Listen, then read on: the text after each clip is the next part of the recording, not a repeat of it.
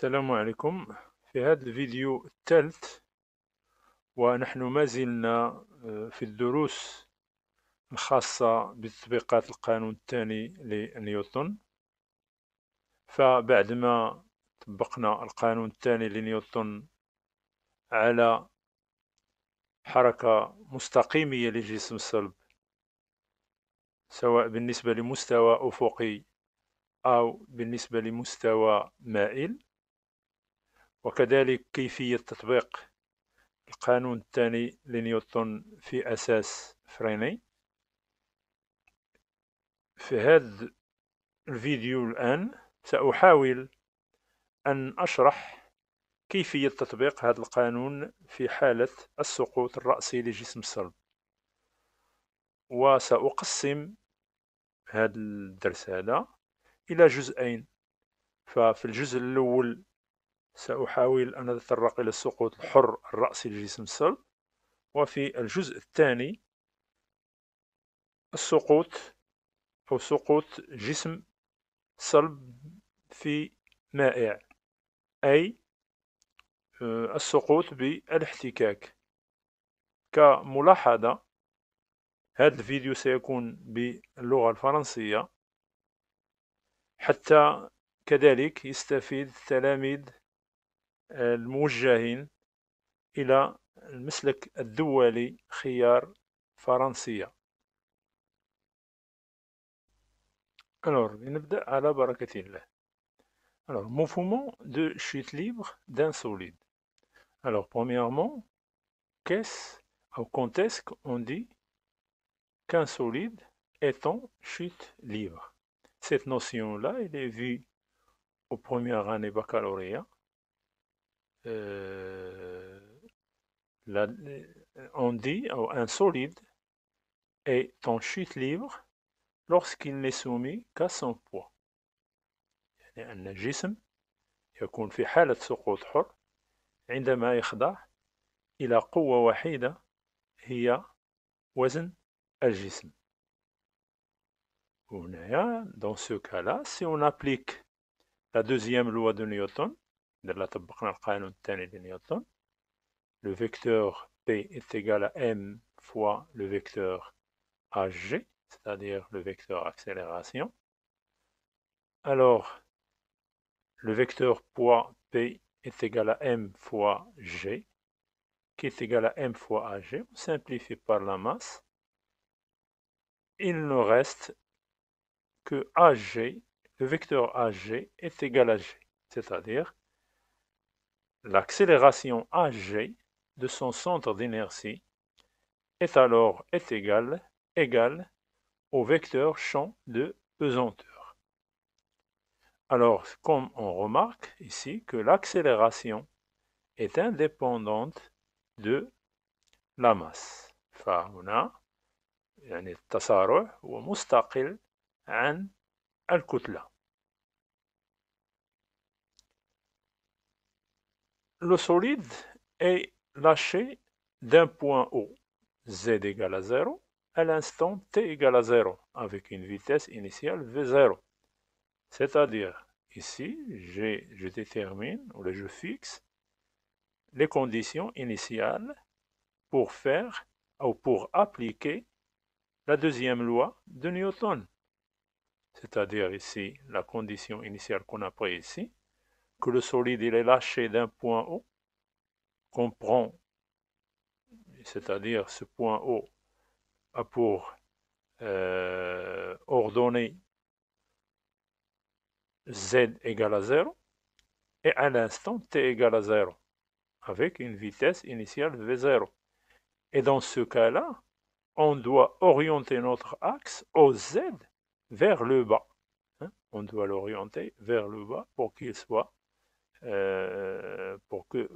car le mouvement du corps est du haut en bas, donc c'est mieux, c'est préférable d'orienter l'axe OZ vers le bas.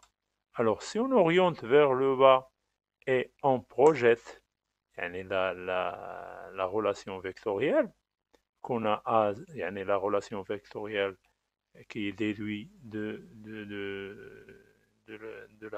deuxième principe, de l'application de la deuxième loi de Newton, alors on aura AZ est égal à G. Ou AZ, on sait bien que AZ, c'est la dérivée par rapport au temps de la vitesse suivant l'axe OZ. Donc si إذا قمنا بإسقاط العلاقة المتجهية التي رأيناها أو التي استنتجناها من قانون الثاني لنيوتن ومن تطبيق قانون الثاني لنيوتن، يعني سنحصل على العلاقة AZ تساوي G، يعني التسارع على المحور OZ يساوي شدة الثقالة G، و AZ هي المشتقة الأولى ديال السرعة VZ يعني suivant OZ على DT اللي كتساوي G. Donc tout simplement on cherche la primitive VZ et on aura VZ est égal à G fois T plus une constante C. C'est-à-dire غنبحثو هنا على الدالة الأصلية VZ وغادي نحصلو على VZ تساوي G fois T plus C. Pour déterminer la constante C, donc on va retourner aux conditions initiales. Donc par les conditions initiales, à t égale à 0, on a VZ est égal à V0. Si on remplace dans la relation, alors on a V0 est égal à 0 plus C, donc C est égal à V0. Et on aura VZ est égal à GT plus V0. On cherche maintenant la deuxième primitive Z de t, car Vz ce n'est rien que dz sur dt, qui est égal à gt plus V0, ce qui implique que Z est égal à 1 demi gt carré plus V0t plus C'. Avec C', c'est une constante aussi qu'on va les déterminer à partir des conditions initiales. يعني ثابتة يمكن تحديدها انطلاقا من الشروط البدئية. Bon, alors, à t égale à 0, on a z égale à 0. Donc, si on remplace ici, z égale à 0, t égale à 0, 0 plus c', donc c' égale à 0. D'où l'équation horaire du mouvement, z de t est égal à 1 demi gt carré plus v0t. Donc, les deux équations, ce sont soit l'équation v z est égal à gt plus v0, c'est l'équation horaire de la vitesse. Et la deuxième équation, c'est l'équation horaire z de t, c'est l'équation horaire du mouvement, et qu'on peut l'utiliser dans des exercices d'une façon très simple, mais il faut faire attention à l'orientation de l'axe OZ. Ce qu'on va voir dans cet exercice que je vous propose. Alors, l'énoncé de cet exercice, que je l'appelle exercice 3. Une balle est lancée vers le haut avec une vitesse de 6 mètres par seconde. Une seconde plus tard, une deuxième balle est lancée du même point, à la même vitesse, où et quand les deux balles se rencontrent telles. On donne G est égal à 10 mètres par seconde au carré. نقذف كرية نحو الأعلى بسرعة بدئية اللي هي 6 متر بار سكوند. بعد ثانية نقذف كرية أخرى من نفس نقطة الانطلاق O بنفس السرعة البدئية. أين ومتى ستلتقيان هاتين الكريتين؟ بون، حل هذا التمرين. بون، نتكلم شوية على هذا التمرين هذا، نرجع على هذا التمرين هذا نتكلم عليه شوية. يعني شوف، عندنا أولا خصنا نديرو هنا ملاحظات اللي هي أساسية باش يمكن يسهل علينا التمرين. عندنا كرية أو اون بال اي لونسي فيغ لو هو. نلاحظو هنايا أننا الآن عندنا حالة، وهو أننا غنديرو الدراسة وغنختارو المحور أو زد موجه نحو الأعلى، يعني فيغ لو هو، ماشي بحال اللي شفنا قبل في التقديم اللي درتو كملخص ديال السقوط الحر الرأسي اللي هو كان فير لو با، يعني نحو الأسفل بسرعة بدئية، ما كاين حتى شي تغيير. ولكن هنا يعني شوية يعني عقدت شوية التمرين، وهو زدناه واحد الإشكالية، واحد الإشكالية اللي هي أننا واحد الثانية بعد ما يعني أرسلنا الجسم، أرسلنا الكرية، أرسلنا كرية ثانية من نفس النقطة أو وبنفس السرعة البدئية. فوالا هذه هي الإشكالية اللي كاينة هنايا، ونحاول نحلوها. راه بسيطة جدا، راه ما فيهاش شي إلا فهمنا مزيان كيفاش يعني نستعملوا الشروط البدئية، كيفاش مثلا نفهموا هذه المسألة ديال اون سكوند بلو تار، يعني نفهموها بشكل علمي أو بشكل رياضي، غادي نقدروا نتغلبوا على هاد الصعوبة وعلى هاد الإشكال اللي فيها التمرين. Bon, alors, pour la solution, la première chose, toujours, lorsqu'on fait une étude dynamique d'un corps en mécanique, la première chose qu'on doit voir, c'est qu'il faut choisir premièrement un repère d'espace et un repère de temps, plus un référentiel. Pour étudier ce mouvement, on choisit comme repère OK lié au sol, comme référentiel terrestre, la Terre. Voilà. Et donc, comme le référentiel terrestre, comme on connaît tous, qui est un référentiel galiléen. Et on choisit O, l'origine d'espace et de temps, comme position de départ de la balle à t égale à 0, z égale à 0, et avec une vitesse initiale v0 qui est orientée normalement vers le haut, à t égale à 0, v0, et voilà le repère qu'on a choisi, OZ, K, orienté vers le haut, VZ, il est orienté aussi vers le haut, et on lance la balle. Avec OZ, on a dit, est orienté vers le haut. Et on applique la deuxième loi de Newton dans ce cas-là. Le cas là.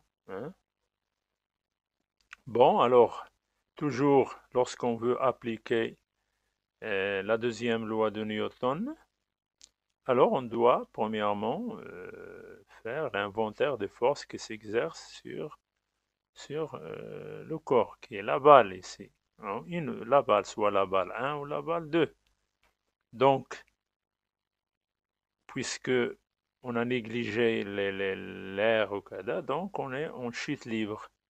Donc, il est soumis à son poids seulement. Il est soumis à son poids seulement. La seule force qui s'exerce sur le corps est le poids P. On applique la deuxième loi de Newton sur la bille ou sur la balle.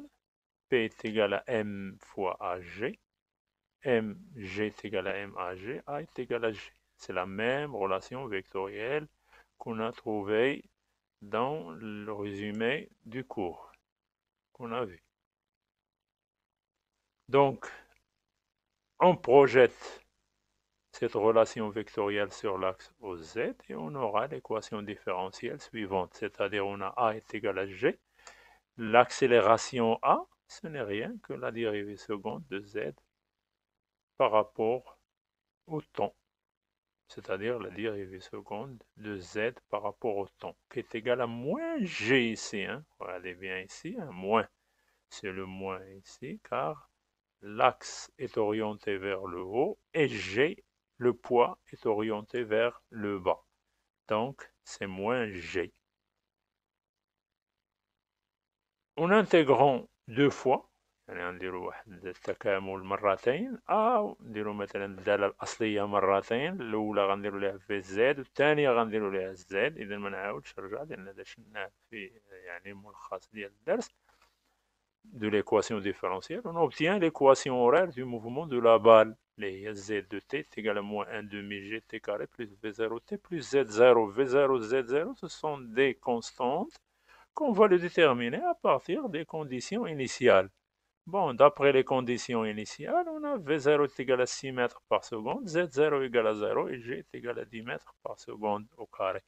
Donc, Z de t est égal à moins 5t carré plus ct. Si je fais une application, G c'est 10 sur 2, c'est moins 5, V0 c'est 6, Z0 c'est 0, donc d'où l'équation.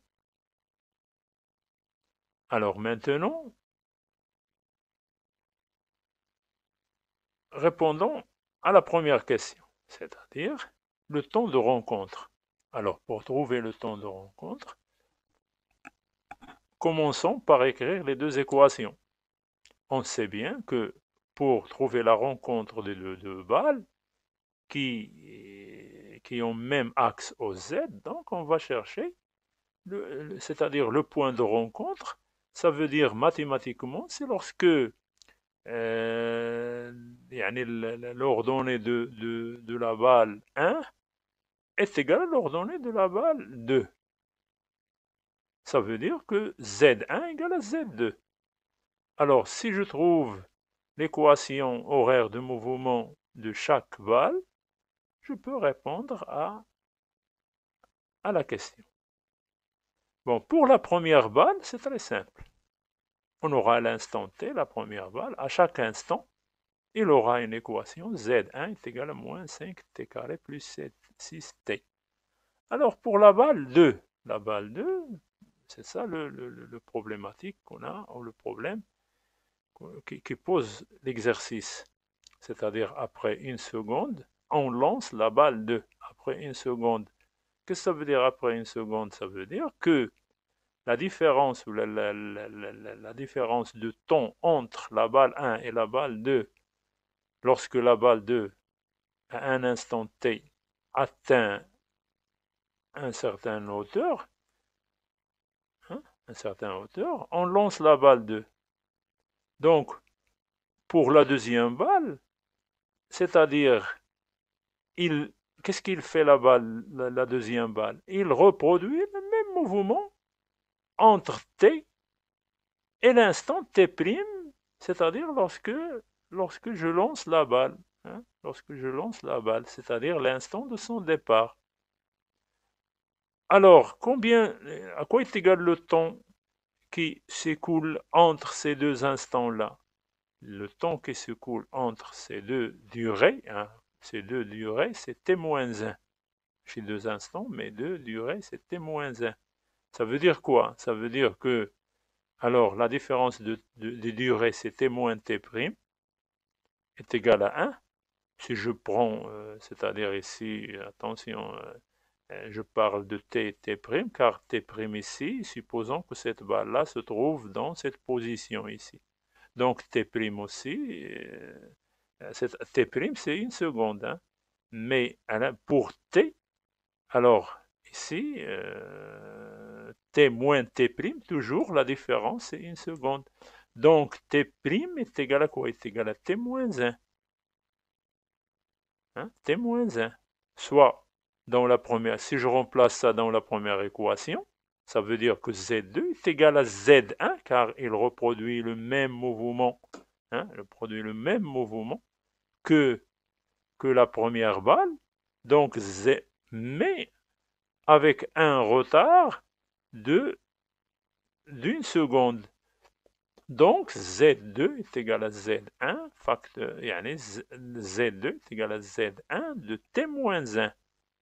Si je le remplace ici dans cette équation-là, t-1, je trouve moins 5t carré plus 15t moins 11.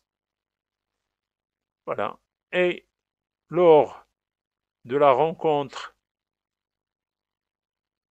les deux balles ont la même abscisse. Donc Z1 égale à Z2, ce qui implique que moins 5t carré plus 15t moins 11 est égal à moins 5t carré plus 6t, d'où t est égal à 1,1 seconde. Voilà le temps de rencontre. En substituant t est égal à 1,1 seconde dans l'une des deux équations, on aura tout simplement soit cette équation, soit l'autre équation. On aura, c'est-à-dire 1,1, on aura 0,55 mètres. 1,1 seconde, c'est-à-dire 0,55 mètres. Voilà. Alors maintenant, à quelle date les deux balles se rencontrent-ils? Pour répondre à cette question, on doit chercher premièrement l'équation horaire de la balle 1 et l'équation horaire de la balle 2. Et on égalise les deux, c'est-à-dire les deux équations. Pourquoi? Car lorsqu'ils se rencontrent, alors la cote Z1 de la balle 1 à l'instant t est égale à la cote Z2 de la balle 2 à l'instant t. Alors si on trouve Z1 de t et Z2 de t, alors on trouve le temps de rencontre t. Bon, pour la première balle, aura à l'instant t l'équation horaire tout simplement Z1 est égal à moins 5t carré plus 6t. Alors pour la deuxième balle, elle est lancée après une seconde. Après une seconde, la balle atteint un instant t, c'est-à-dire la cote Z1, le Z, qu'on appelle Z1. La balle 2 est lancée.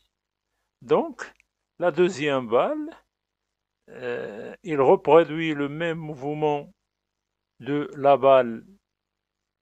Elle reproduit le même mouvement de la balle 1 avec un retard d'une seconde.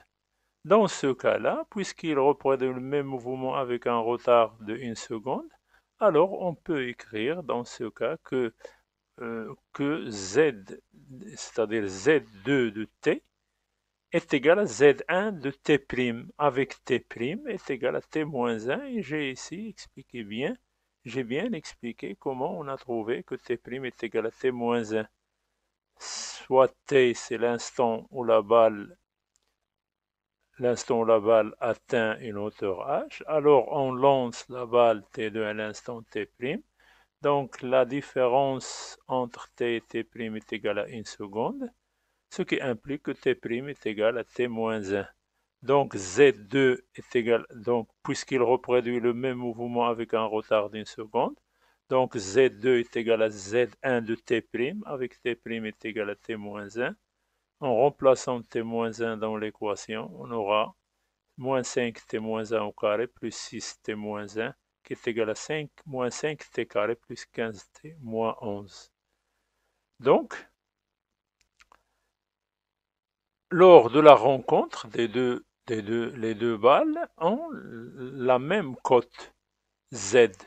Donc Z1 est égal à Z2, Z1 de t est égal à Z2 de t, ce qui implique que moins 5t carré plus 15t moins 11 est égal à moins 5t carré plus 6t. Donc t est égal à 1,1 seconde.